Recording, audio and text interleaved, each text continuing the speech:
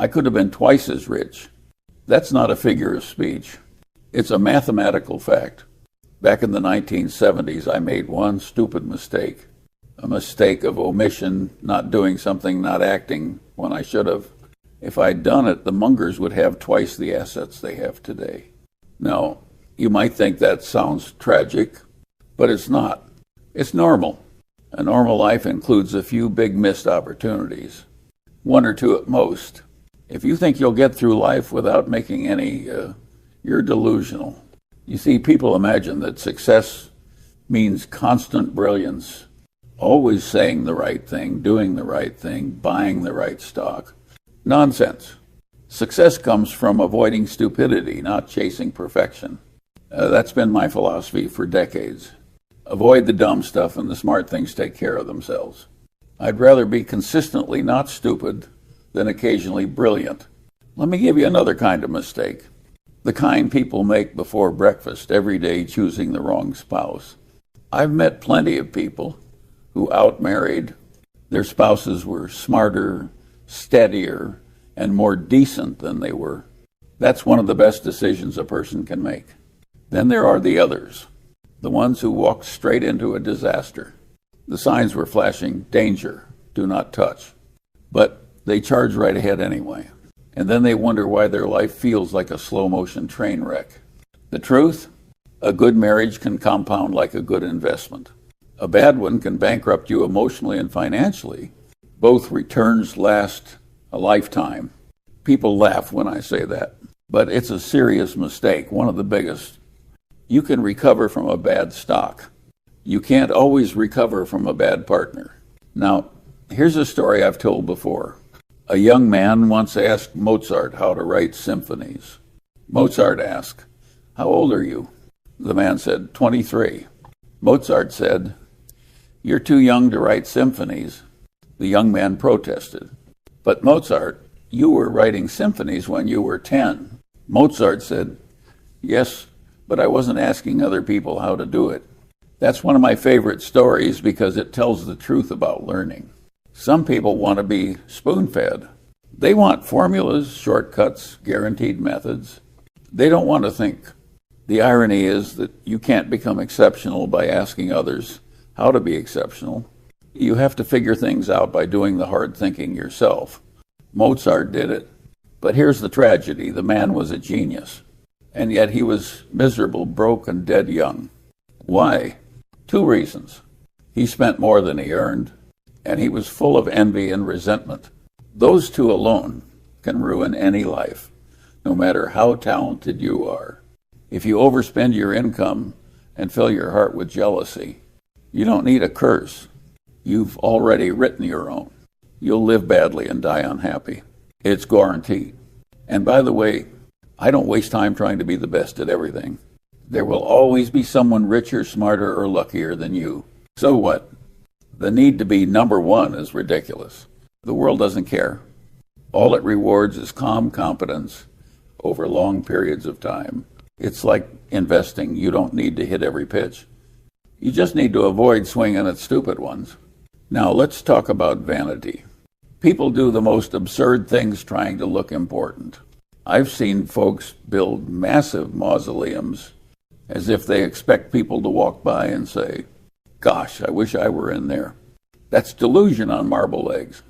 If your self-esteem depends on the size of your tomb, you've lived a very small life. You can't buy respect.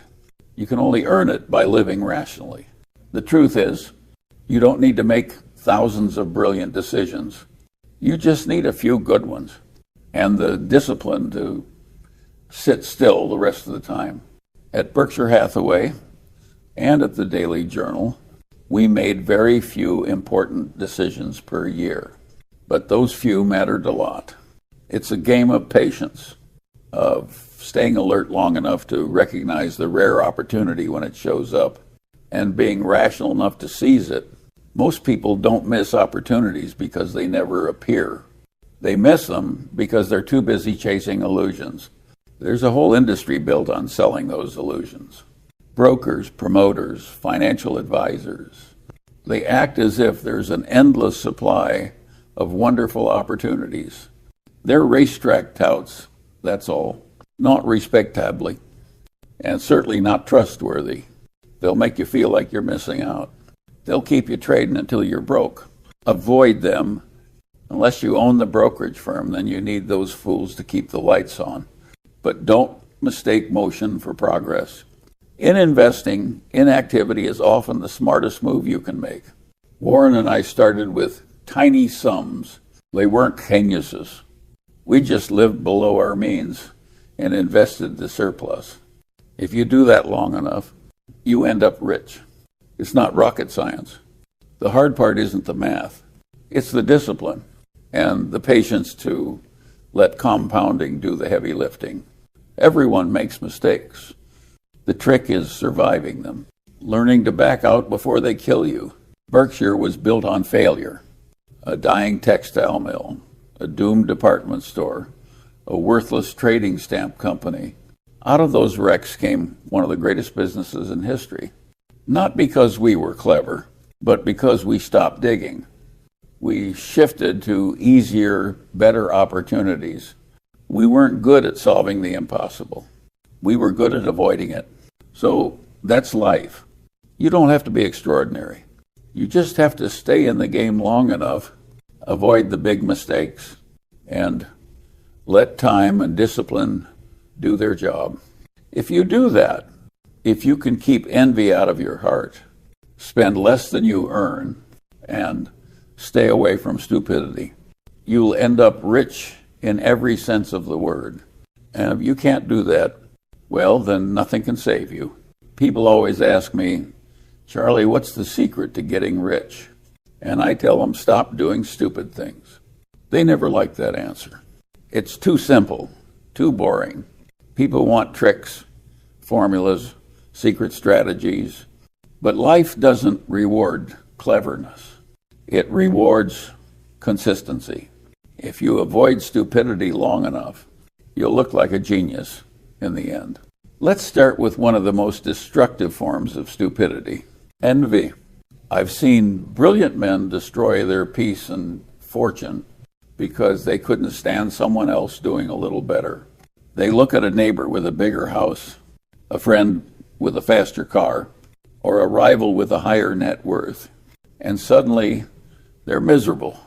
They forget their own progress, their own goals, their own happiness all gone, swallowed by comparison. Envy is the only sin that doesn't make you feel good. It's pure loss. You gain nothing, and you poison your mind in the process. You can't think clearly when you're comparing yourself to everyone else. You can't focus on your own circle of competence when you're busy counting someone else's blessings. Now, combine envy with another disease, living beyond your means. That's how people end up broke, financially and emotionally. Mozart did it. He spent every coin he earned, and when that wasn't enough, he borrowed more. The man had genius, but no sense. He lived like money was infinite and died miserable, buried in a pauper's grave. You can be brilliant, creative, talented, but if you overspend your income, you're a financial fool. There's no polite way to put it. The world doesn't care about your excuses or your taste. If your lifestyle depends on borrowed money, you're living on borrowed time. The habit of overspending isn't just about money, it's a character flaw. It says you lack control, foresight, and patience. And those are exactly the traits you need to survive in business and life. When I was young, I watched people chase status, new cars, big houses, designer nonsense. They'd rather look rich than be rich. They thought wealth was about image. Let me tell you, the rich people who last, the real rich, are usually quiet, modest, and boring. They spend less than they earn. They invest instead of impress. And they let compounding work silently in the background. There's nothing glamorous about it. It's slow, steady, and often dull. But it works.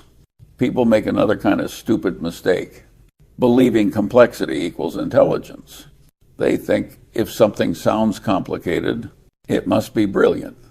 That's how you get scammed by Wall Street. They dress up mediocrity in Greek letters and financial jargon. They call it alpha. Most of it is nonsense. The world isn't run by geniuses. It's run by disciplined people who avoid obvious blunders and stick with simple principles. That's how Warren and I did it. We weren't trying to outsmart the market every day. We were trying not to shoot ourselves in the foot. The people who swing at every pitch burn out early. The people who wait for the fat pitch, the one opportunity they understand, they win quietly. I've always said, it's not supposed to be easy. Life's hard. Business is hard. Investing is hard. But that doesn't mean it's complicated. It just means you need temperament. You need the discipline to say no. No to envy. No to debt. No to overconfidence. No to the illusion of easy money. If you can't say no, the world will say it for you painfully. Let's talk about the myth of more. People think happiness is on the other side of more money, more possessions, more success. But more has no finish line. You never arrive. You just trade one anxiety for another, and by the time you realize it, you build a golden cage for yourself. The happiest people I know aren't the ones with the most money. They're the ones who've learned contentment and the self-control to live within it. I've met people with $10 million who feel poor. And I've met people with $200,000 who feel rich. The difference, one knows how to stop counting. Money is a tool, not a scoreboard. Once you treat it like validation, you'll never have enough. That's why envy is so corrosive. It turns life into an endless race, with no finish line and no peace. When people ask me for advice, I don't tell them how to get rich fast. I tell them how to stay sane, control your spending, kill envy before it kills you, ignore fools who sell you shortcuts, and never pretend to know what you don't. It sounds dull, but dull works. Warren and I didn't build Berkshire Hathaway on adrenaline or drama. We built it on patience, simplicity, and a refusal to act stupid. That's all. That's the secret. If you can just avoid the big blunders, envy, debt, overconfidence, you'll already be ahead of 99% of people. And that's before you even do anything clever. Most people think success is about brilliance. It's not. It's about survival. Keep your head when others lose theirs. Stay rational when others are emotional. And remember, the road to failure is paved with envy, arrogance, and borrowed money. Avoid those, and you've already won half the game. Most people think opportunity knocks every day. It doesn't. Real opportunity is rare. It's like a comet, bright, fast, and gone before you realize it. If you aren't paying attention, you'll miss it. The world is full of people chasing noise, calling it opportunity. They don't know the difference between luck and leverage, between impulse and insight. They want to feel busy, not be effective. Warren and I didn't build our fortune by staying busy. We built it by waiting patiently for those few moments in life when the odds were outrageously in our favor. And when they came, we bet big. Here's the reality. In a normal lifetime, you'll get maybe 3 to 5 truly great opportunities. That's it. Miss them, and you'll feel it for decades. Catch them, and you might never have to work again. The trick is knowing the difference between something happening and something worth acting on. That's what most people can't tell apart. They mistake movement for progress. They think being active means being productive. It doesn't. It often means you're just wearing yourself out. I call this the illusion of opportunity. It's the disease of modern markets, and it infects almost everyone who trades too often. Wall Street makes money from your activity, not your success. So it convinces you that opportunity is everywhere, all the time, and only fools sit still. But in truth, most of what's presented to you is an opportunity. It's bait. It's designed to make you move, to make you trade, to make you think you're missing out. They profit from your impatience. I've said before that the stock market is a device for transferring money from the impatient to the patient. That's not a slogan. It's an operating law of capitalism. Every time you act out of excitement, envy, or fear, you're handing your wallet to someone calmer than you. And that person might be me. Let me tell you something about Berkshire Hathaway in the Daily Journal. If you looked at the number of truly meaningful decisions we made per year, you'd be shocked. It wasn't dozens. It wasn't even 10, maybe 2 or 3. The rest of the time, we were just reading, thinking, and waiting. That's how compounding works. Quietly, invisibly, while everyone else chases noise. You don't need constant action. You need correct action. Big difference. People ask, Charlie, how do you know when an opportunity is real? It's simple. When something's so obvious that you'd be an idiot not to act, that's a real opportunity. And it doesn't come often. It's like standing at the plate in baseball. You don't swing at every pitch.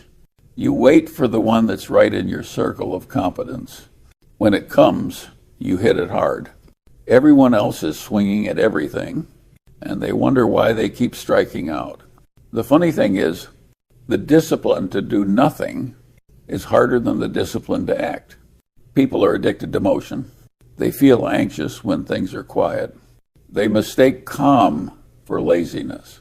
In reality, calm is a superpower. I've watched people ruin perfectly good investments because they couldn't sit still long enough for them to work. They sell winners too soon, chase losers too long, and repeat the cycle until they go broke.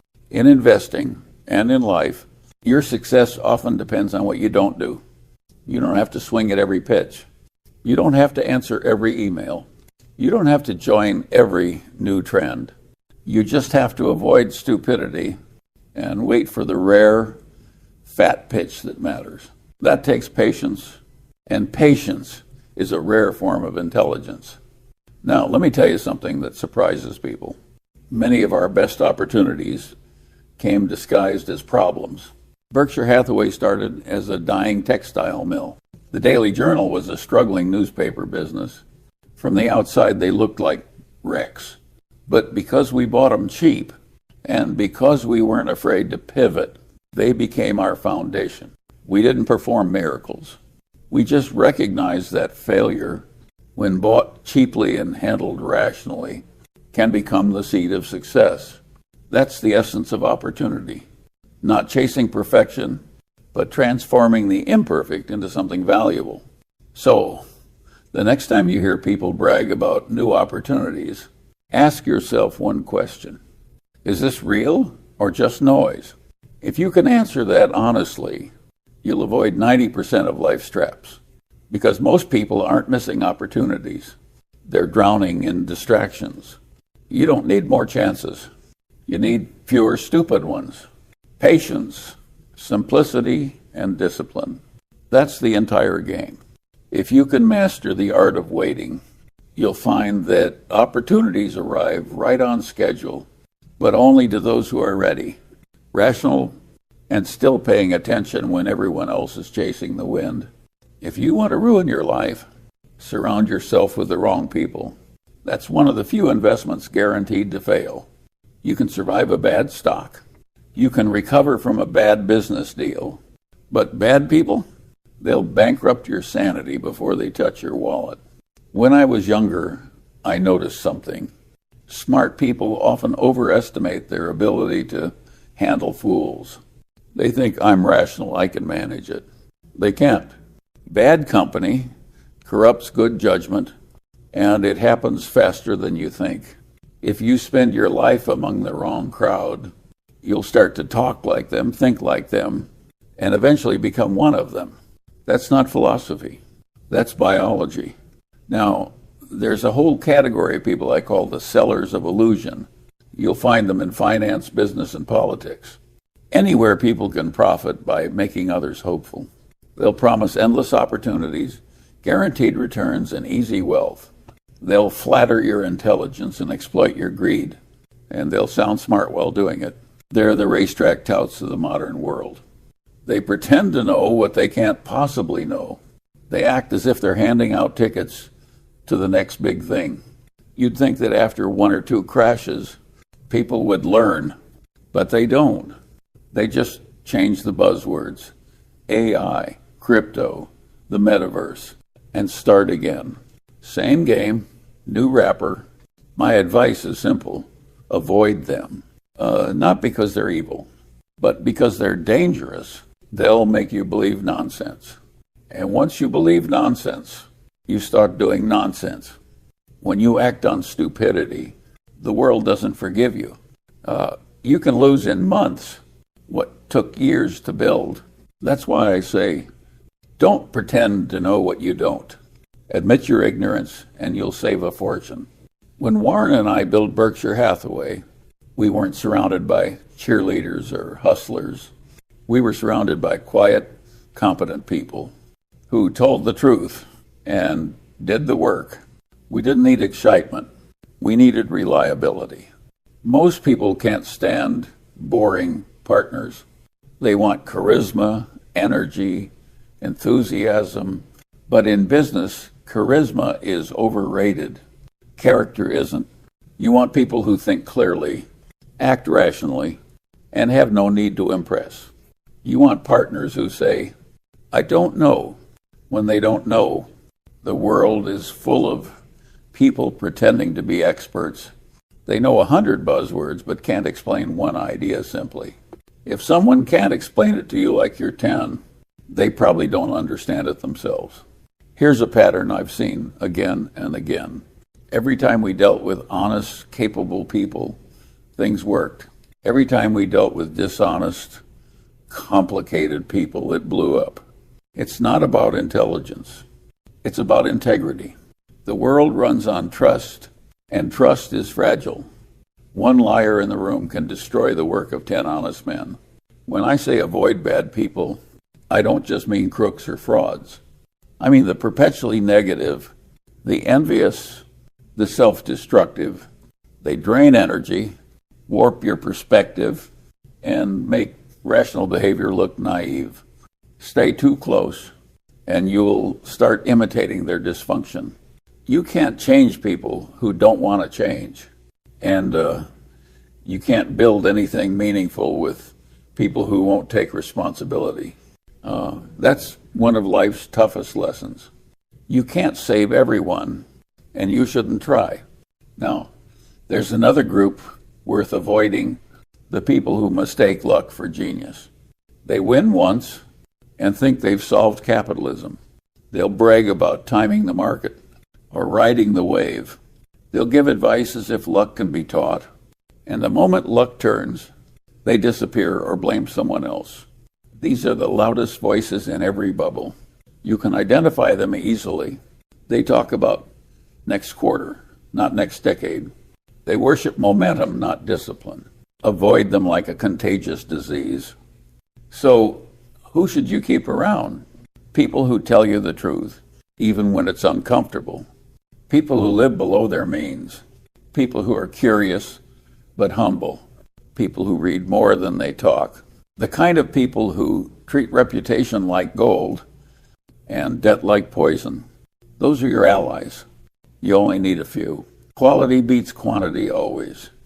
Let me put it bluntly. If you're trying to build a good life, you need to treat human relationships like capital allocation.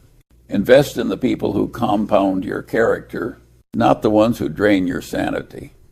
It's the same rule that governs every portfolio. A few right choices make all the difference, and a single wrong one can wreck the lot.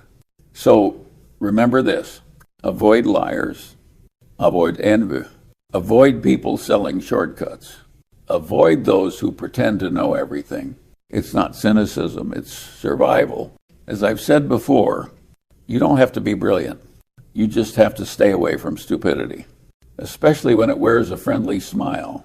Let me tell you something that sounds boring but works every time. Spend less than you earn. That's it. That's the entire formula for lasting wealth. People hate hearing that. They want leverage, secrets, or passive income hacks. They don't want arithmetic, but arithmetic doesn't care what you want. When Warren and I started out, we didn't have much. We weren't rolling in capital.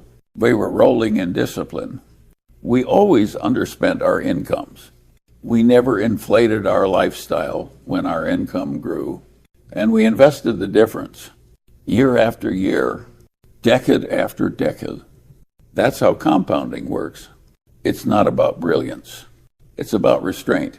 Most people are smart enough to make money. Almost nobody's wise enough to keep it. You don't get rich by outsmarting the market. You get rich by surviving it. And the way you survive is by being financially durable, which means you can endure the hard times without having to sell your future to cover your past. If you live below your means, you can take a punch. You can outlast recessions, bear markets, and bad luck. But if you're living on the edge, one gust of wind, one bad decision, and you're finished. It's not the economy that ruins people. It's their inability to say no to themselves. Mozart couldn't say no to himself. That's why he died broke and bitter. It wasn't a lack of talent. It was a lack of prudence. He made more money than most men of his era, and he spent every penny of it. He turned genius into misery by living as if tomorrow didn't exist. Now, you don't have to be Mozart to make that mistake. All you need is a credit card, an ego, and no discipline. Modern society makes it easy to overspend. They'll finance your furniture, your car, your vacation, even your coffee. And they'll make it sound like freedom. It's not freedom. It's a trap disguised as convenience. Debt is a leash. And every payment is a reminder that someone else owns a piece of your time. People talk about financial freedom. Well, freedom starts the moment your expenses fall below your income. Not when you buy your first luxury car. Not when you post pictures from your dream vacation. Freedom is quiet. It looks like peace of mind, not lifestyle inflation. And it's funny, once you stop caring about looking rich, you start becoming rich.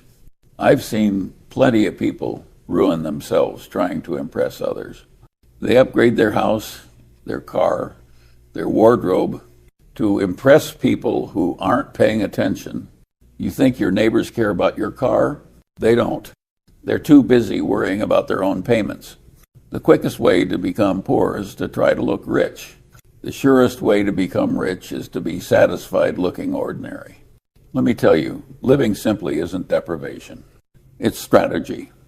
When you live simply, you control your time, your decisions, and your emotions. When you live extravagantly, those things control you. Simplicity buys clarity, and clarity is priceless. It's what lets you think independently while everyone else is drowning in distractions. At Berkshire, we still run a lean operation. We don't waste money on nonsense. We keep the structure simple, the expenses low, and the decisions rational. People are shocked by how little we spend, but that's precisely why we last. Complexity kills efficiency. Frugality breeds freedom. You can't think clearly if you're buried under obligations. You can't invest rationally if you're desperate for cash flow. So we keep it simple, and simple keeps us safe. I'll tell you what destroys more fortunes than bad luck. Ego. Ego says, I deserve this. Ho. Ego says, I've worked hard, I should enjoy it. Ego says, I can afford the payments. Ego's wrong. Ego doesn't calculate interest. Ego doesn't compound. Ego spends tomorrow's wealth to feel important today. That's why the world is full of high-income, low-net-worth people. They earn like geniuses and live like fools. Here's a truth you won't hear on social media. If you spend less than you earn for 30 years, you'll almost certainly end up rich. And if you don't, nothing, not luck, not timing, not hustle culture, will save you. Wealth doesn't require brilliance. It requires humility.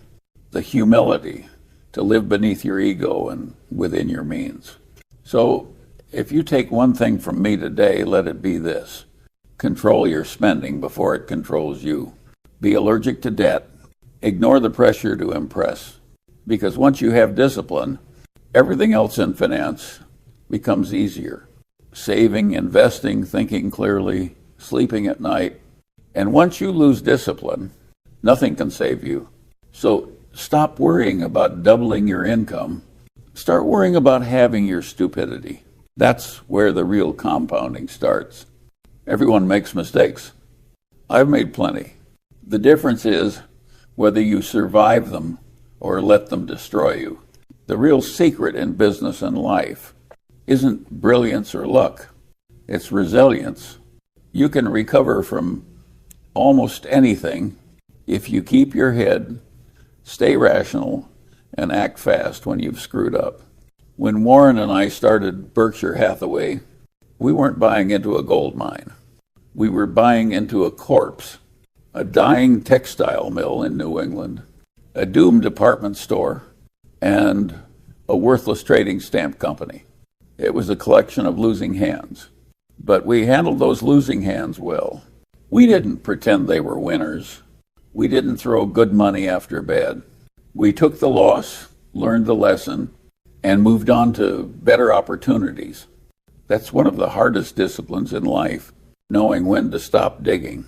People love to say, never give up. That's terrible advice. If you're in a hole, the first rule is stop digging. Persistence is admirable, but persistence in stupidity is suicide.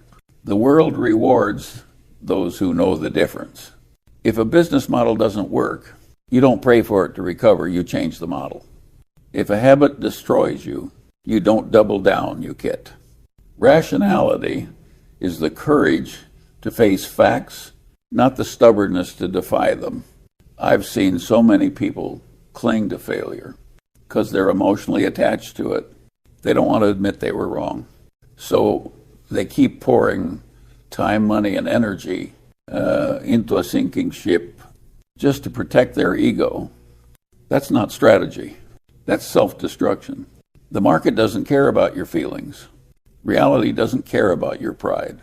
You can't negotiate with arithmetic. At Berkshire, our biggest successes came when we learned to walk away from bad ones. The textile business didn't make money. So we took the cash it generated and used it to buy better businesses. We didn't perform miracles. We simply stopped being stupid. That's what saved us. And that principle works in every part of life. In marriage, in career, in investing. Knowing when to quit is just as valuable as knowing when to start. If something is clearly wrong, don't rationalize it. Fix it or leave it. The sooner you accept reality, the cheaper the lesson. The irony is people worship success stories. They think success is about never failing. It's not. It's about minimizing the cost of failure. Every success hides a graveyard of small mistakes that didn't get the chance to grow big. The trick is killing your bad ideas early before they start killing you. Now, here's something people rarely understand. Failure handled properly compounds wisdom. Failure ignored compound misery. When you learn from your mistakes, you build judgment. And judgment is the highest form of capital there is. You can lose money and rebuild it. Lose judgment and you're finished. That's why I've never been afraid to admit when I'm wrong. People think admitting mistakes makes you look weak. It doesn't. It makes you free. Because once you stop lying to yourself, you can finally start improving yourself. Self-deception is the most expensive habit in the world. It costs more fortunes than bad luck ever will. We learned early on that humility and survival are related. Pride ruins investors. Humility saves them. A proud man holds on to a loser. because he can't bear to look foolish. A humble man sells it, moves on, and sleeps better. In the long run, humility compounds faster than arrogance. And here's another truth. If you live long enough, you'll see everyone get humbled, even the smartest people. Markets, relationships, luck, they all turn eventually. That's why your first goal should never be to win big. It should be to stay in the game, stay solvent, stay sane, and stay learning.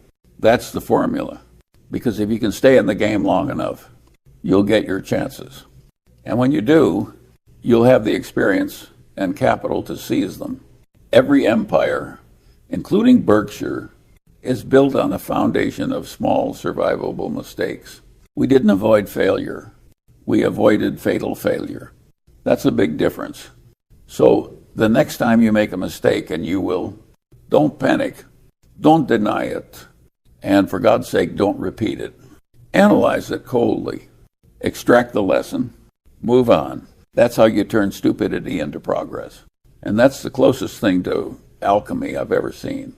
People think success comes from tackling the hardest problems. That's romantic nonsense. In reality, success comes from avoiding difficulty whenever possible. Warren and I weren't good because we did hard things. We were good because we found things that were easy for us. The key phrase there is for us. What's easy for you might be impossible for someone else. That's the power of staying inside your circle of competence. Most people don't fail because the world is cruel. They fail because they insist on playing games they don't understand. They chase what's fashionable. They invest where everyone else invests. They copy what looks smart. And then they're shocked when it doesn't work. The truth is, you don't need to be in every game. You only need to find a few games where you have an edge and play those patiently for decades. That's what we did. And it worked absurdly well. When we bought the Daily Journal, it was simple. We understood it. The business model made sense. Now, when we got into the software business later, that was difficult. But because we had the right people, old colleagues we trusted, we made it work. You see, competence compounds through association. When you stay around capable people who know what they're doing, you can stretch a little beyond your comfort zone without falling apart. But if you try to leap into things you don't understand, without the right people or preparation, you'll crash fast. It's amazing how many people go looking for hard challenges. They think struggle equals virtue. They believe if something's easy, it must not be valuable. That's wrong. You don't get paid extra for difficulty. You get paid for results. If you can get great results by doing something simple, know it. Life doesn't hand out medals for unnecessary pain. I've always said we have 3 baskets for investing, yes, no, and too tough. Most of the world lives in the too tough basket. We don't waste time there. We wait for the easy decisions, the no-brainers, and we act quickly when they appear. That's how you win. By saying no 99 times so you can say yes to the one thing that truly matters. You can apply that same principle to life. Don't make it harder than it has to be. Pick a career you understand. Spend less than you earn. Marry someone you trust. Avoid fools. That alone eliminates 90% of your problems. And once you remove stupidity, what's left tends to take care of itself. People always talk about risk management. Here's mine. I don't go where I don't belong. If I don't understand it, I pass. If I can't explain it, I ignore it. If it requires hope instead of logic, I run. That's my filter. And that simple filter has saved me more money than any formula on Wall Street. Now, let me tell you something uncomfortable. The world doesn't reward curiosity equally. You can be endlessly curious about nonsense, celebrity gossip, trending stocks, online noise, and still end up ignorant. But if you direct your curiosity toward the fundamentals, math, behavior, business models, history, you'll build knowledge that lasts. That's how you expand your circle of competence, slowly and honestly. You don't guess your way into wisdom. You earn it through patience, observation, and humility. I've met people who are proud of their risk-taking. They say things like, "You've got to take big swings to win big." I say that depends on what you're swinging at. If you're swinging at a fat pitch in your circle of competence, go ahead, swing hard. But if you're swinging blind, you're not taking a risk, you're taking a gamble. And most gamblers end up broke, not brave. Look at how Berkshire evolved. We didn't jump from textiles to space travel. We moved into insurance, banking, consumer goods, fields we could understand. We stuck to what made sense. That's how you build empires, one rational step at a time. The people who try to disrupt everything usually disrupt themselves. There's a deep wisdom in boredom. The discipline to do the same thing correctly for decades, that's rare. Everybody wants excitement. But excitement is the enemy of compounding. When you find something that works, keep doing it. Don't tinker. Don't complicate. Don't chase shiny objects. In investing, repetition is underrated and boredom is profitable. If you think this sounds dull, good. It means you're starting to understand real wealth in money and wisdom in peace comes from calm persistence. Do the simple things. Avoid the dumb things. Repeat for 50 years. That's not glamorous, but it's unstoppable. And if you're patient enough, you'll wake up one day and realize, while others were chasing difficulty, you quietly built an easy, durable fortune. One of the dumbest forces on earth is vanity. It has bankrupted more people than recessions ever did. People crave admiration more than results. They want to look rich, sound smart, and seem important, even if it kills them financially. And here's the joke. It usually does. You see, money doesn't destroy people. Ego does. Money just gives ego a louder microphone. A modest man with wealth becomes secure. An insecure man with wealth becomes a disaster waiting to happen. The world is full of millionaires who can't sleep at night because they're terrified someone else might have more. That's not success, that's imprisonment. I've said before that envy and overspending are a lethal combination. Add vanity to the mix, and you've got a guaranteed recipe for misery. People build their lives around what others think. They buy houses they don't need, cars they can't afford, and clothes they don't even like, just to impress people who don't care. That's not living, that's performing. And it's a very expensive show. You know what real freedom looks like? Driving a 10-year-old car you own outright and sleeping soundly because nobody owns you. You know what real wealth feels like? Not needing to prove anything. Warren and I didn't build Berkshire to be admired. We built it to be enduring. Admiration fades. Endurance compound. I once joked that people build massive tombs so strangers can walk by and say, "Wow, I wish I were in there." It's a dark joke, but there's truth in it. People spend their entire lives chasing symbols of importance, awards, titles, memorials, as if being remembered by strangers is more valuable than being respected by your own conscience. It's absurd. You can't take prestige to the grave, and you certainly can't compound it. Vanity whispers that you're special. Discipline reminds you that you're not. And that's a good thing.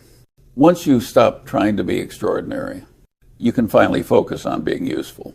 The useful man compounds value quietly. The vain man broadcasts his greatness until the market reminds him otherwise. There's another form of vanity. Intellectual vanity. People want to look smart more than they want to be right. They love complex theories, buzzwords, and long explanations that sound clever but explain nothing. If you can't explain it simply, you probably don't understand it. And if you rely on jargon to sound intelligent, you're not thinking you're performing. I've seen entire industries collapse under the weight of intellectual vanity, finance, technology, academia, you name it. They forgot that simplicity scales and complexity breaks. At Berkshire, we avoided that disease. We didn't care about looking smart. We cared about being effective. We never tried to outshine anyone. We tried to outlast everyone. That's the right kind of arrogance. The quiet, durable kind. If you must have pride in your discipline, not your image. Here's another vanity trap. Believing you're the exception.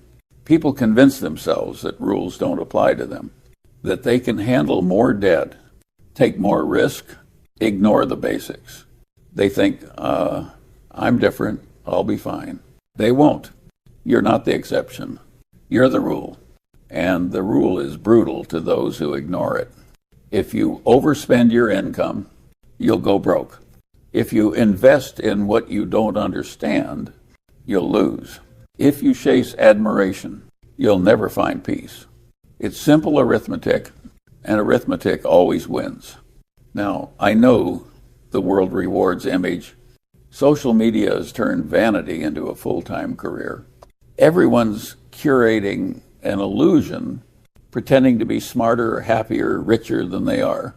But remember this, you can fake style, you can fake status, but you can't fake compound interest. Time exposes everyone. And when the music stops, the man who lived quietly and invested patiently will be the one still standing, while the performers are broke, bitter, and forgotten. So here's my advice. Don't perform. Don't decorate stupidity with style. Don't chase recognition, chase reality. Be boring, be consistent, be rational. It's not glamorous, but it's freedom. And freedom, not fame, is the only thing worth compounding. Vanity builds castles in the sky. Discipline builds fortresses at last. So ask yourself, do you want to look rich or do you want to be rich? Because the answer to that question will decide everything about your future. People underestimate how powerful patience is. They treat it like a weakness, a lack of drive. But in truth, patience is the ultimate form of strength. It's what separates the speculator from the investor, the gambler from the winner, the foolish from the wise. And I'll tell you something else. Patience is rarer today than ever before. We live in an age of instant everything. Instant news, instant gratification, instant outrage. People want results now, rewards now, recognition now. They don't invest anymore, they trade. They don't build, they flip. They don't plan, they react. The problem is compounding doesn't care about your impatience. It only works on nature's schedule, not yours. You can't rush compound interest any more than you can rush a tree to grow. Try forcing it, and you'll break it. Warren and I learned early that time is the greatest business partner you'll ever have. It's silent, loyal, and brutally honest. It will magnify your wisdom if you're patient, and magnify your stupidity if you're not. Most people can't handle the boredom of compounding. That's why they never see the results. They quit too soon. They chase excitement. They sabotage their own success because waiting feels like doing nothing. But that's the paradox. In investing, doing nothing is often the hardest and smartest move. At Berkshire, we've held some positions for decades, not because we were lazy, but because we knew the real money comes from sitting still while the world gets noisy. While others were panicking, we were reading. While others were trading, we were thinking. Patience doesn't mean inaction. It means choosing your actions carefully and letting time do what hustle never could.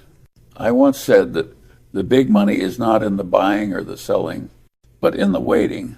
People quote that line, but they rarely practice it.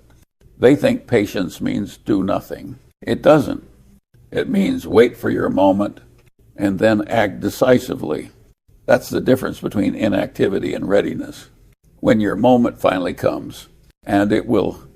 You must have the discipline, capital, and courage to act. But until then, you must endure silence. Patience is what keeps you calm when everyone else is panicking.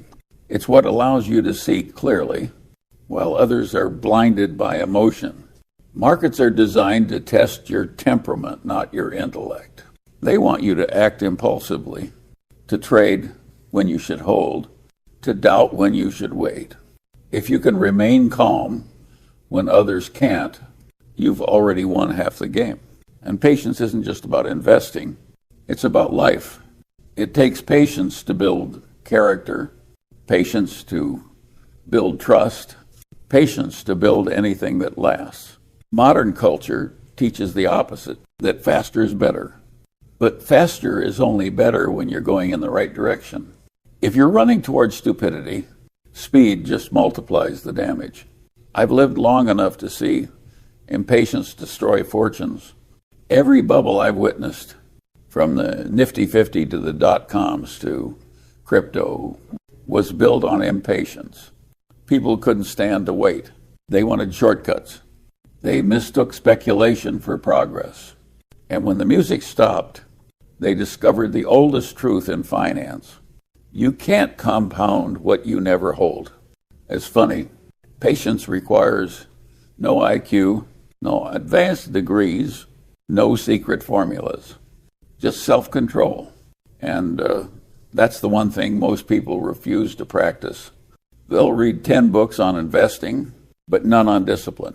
They'll analyze charts for hours, but won't sit still for 10 minutes. That's why markets will always transfer money from the impatient to the patient. At this point in my life, I can tell you that patience is a form of faith, not in luck, but in cause and effect. If you plant good seeds, time will take care of the harvest. If you build habits of restraint, time will make you wealthy beyond measure. And if you fill your life with envy, noise, and haste, time will punish you just as ruthlessly. Time amplifies everything. Good judgment, bad judgment, discipline, or stupidity. So here's the simplest formula I know. Get the big things right. Be patient about the rest. You don't have to be first. You just have to last. While others burn out chasing quick wins, you'll be compounding quietly. And one day, you'll look up and realize you've outlasted them all. That's the magic of patience. It doesn't shout. It just works. By now, you've probably noticed a pattern. Everything I've talked about, avoiding stupidity, staying patient, living simply, it all adds up to one thing: survival. The goal isn't to be the smartest. It's to stay in the game long enough for intelligence to matter. That's the final equation of life. You don't need brilliance. You need endurance. You don't need constant excitement. You need consistent discipline. And you don't need to outsmart everyone else. You just need to outlast their mistakes. I've lived through more market cycles, crashes, and manias than I can count. Each one felt unprecedented. Each one ended the same way, with the overconfident wiped out and the disciplined standing taller. It's never the man who doubles his money fast who wins. It's the man who doesn't lose half of it every few years. That's the quiet math of compounding, and it favors the patient, the rational, and the boring.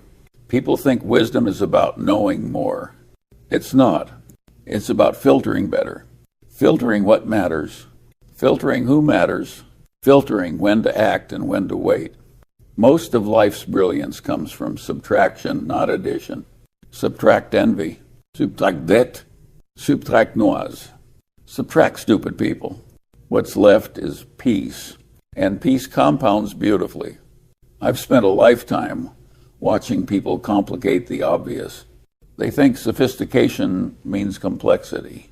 It doesn't. True sophistication is simplicity mastered. When you can look at a decision and see it clearly, without ego or emotion, you're operating at a level most people never reach, because most people don't see reality. They see what they want reality to be. Reality doesn't care about your wants.